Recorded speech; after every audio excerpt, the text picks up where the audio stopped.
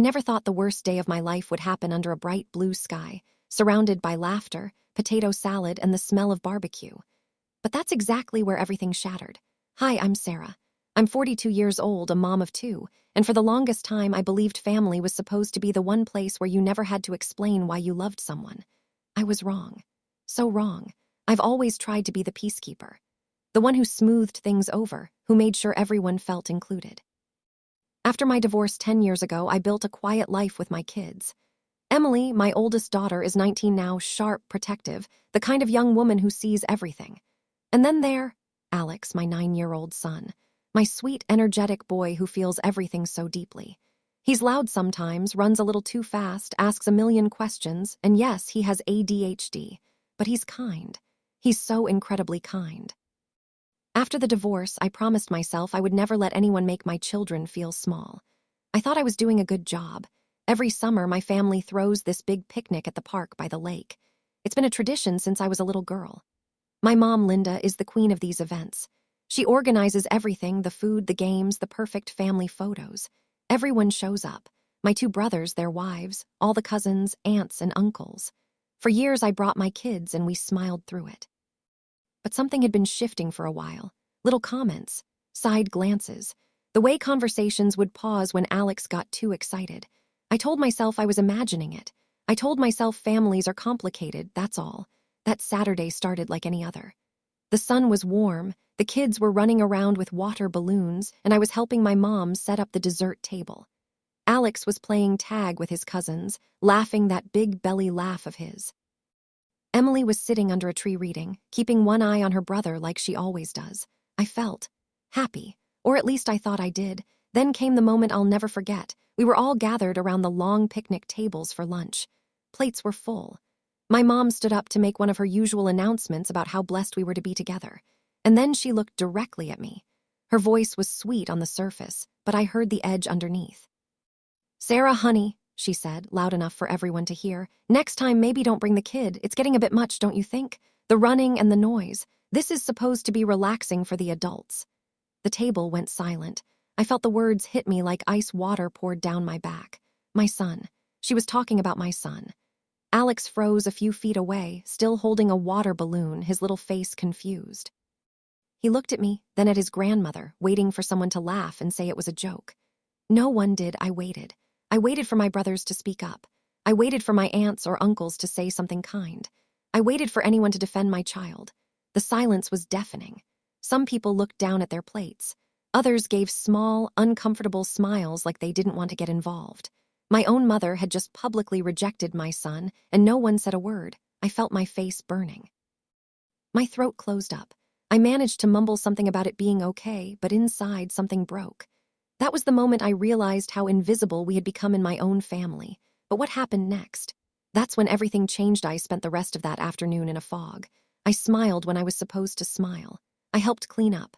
I told Alex it was nothing, that Grandma was just tired. But he stayed quieter than usual. He held my hand tighter on the way back to the car. Emily didn't say much either, but I could see the storm in her eyes. That night, after the kids went to bed, I sat on the edge of my bathtub and cried until I couldn't breathe. How many times had my mom made little comments before this? The way she'd say Alex was too hyper or hard to handle. The way she'd invite Emily to special shopping trips, but always seemed to forget to include her little brother. I had excused it for years. I told myself she came from a different generation. I told myself I didn't want to cause drama. But that day at the picnic, she crossed a line she could never uncross. The days that followed were heavy. I kept replaying the scene in my head. The way no one defended my son. Not even my brothers, who used to tease me about being too sensitive when we were kids. My phone stayed quiet. No one called to check on us. No one texted to say, "Hey, that was out of line." The silence hurt almost as much as the words themselves. I started noticing things I had ignored before. How family gatherings had slowly become places where Alex and I felt like guests instead of family. How my mom would praise Emily for being mature and well-behaved, but treat Alex like an inconvenience. It wasn't just one comment. It was years of small cuts that finally bled. I felt betrayed, not just as a mother, but as a daughter. The woman who raised me had looked at my child, her own grandson, and decided he wasn't welcome. And the rest of the family let it happen. They chose comfort over kindness. They chose silence over standing up for a little boy who didn't deserve any of it. The anger came slowly, like a fire that starts with glowing embers. At first, I was just hurt. Then the hurt turned into something sharper. I realized I had spent so many years shrinking myself and my children to fit into a family that didn't really want us as we were. I was done shrinking. One evening, about 2 weeks after the picnic, Emily found me sitting at the kitchen table staring at old family photos. She sat down across from me and said something I'll never forget. She said quietly, "You don't have to protect them anymore. They don't protect us." That was the turning point. My daughter, my beautiful, brave girl, reminded me that I still had power. And that's when I decided I wasn't going to stay silent anymore. I didn't plan some big dramatic showdown. That's not who I am, but I knew I needed to do something, not just for Alex, but for myself, for the little girl inside me who had also learned to stay quiet to keep the peace. The next family event was my mom's birthday dinner 3 weeks later. The whole family was invited to her house. I thought about skipping it, but Emily looked at me and said, "We should go, Mom, all of us." We went. Alex was nervous. He asked me twice if Grandma would be mad at him. I hugged him tight and told him he had nothing to be sorry for. We walked into that house as a family together.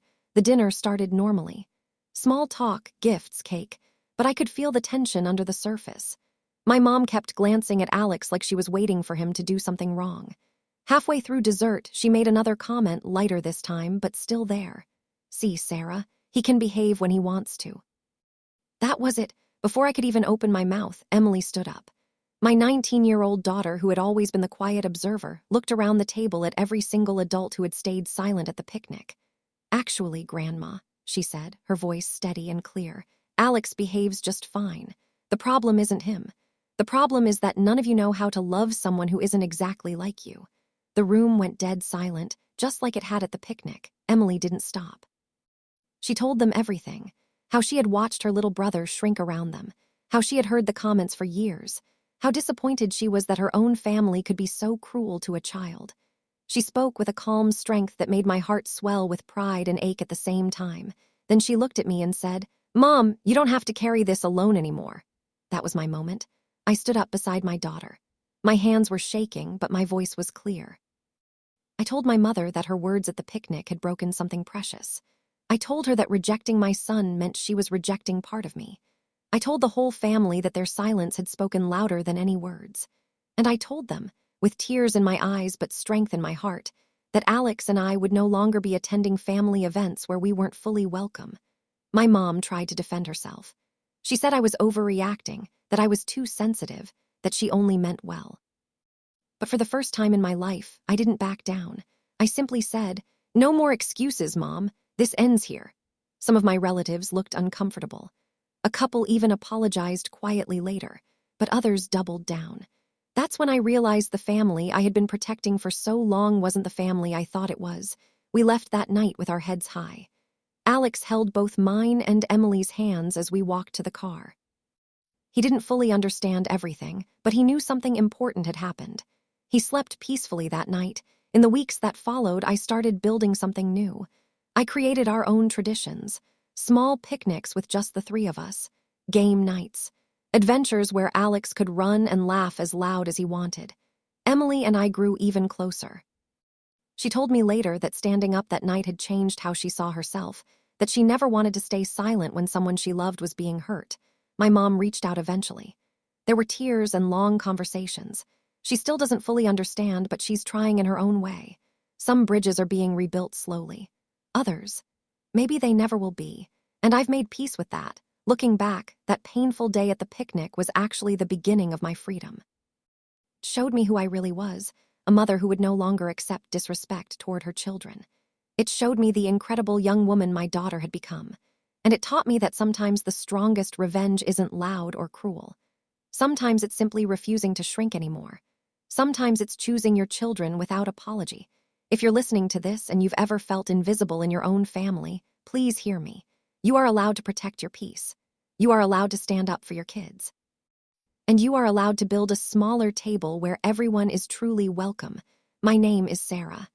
I'm a mother who finally chose herself and her children, and I've never felt stronger. Thank you for listening to my story.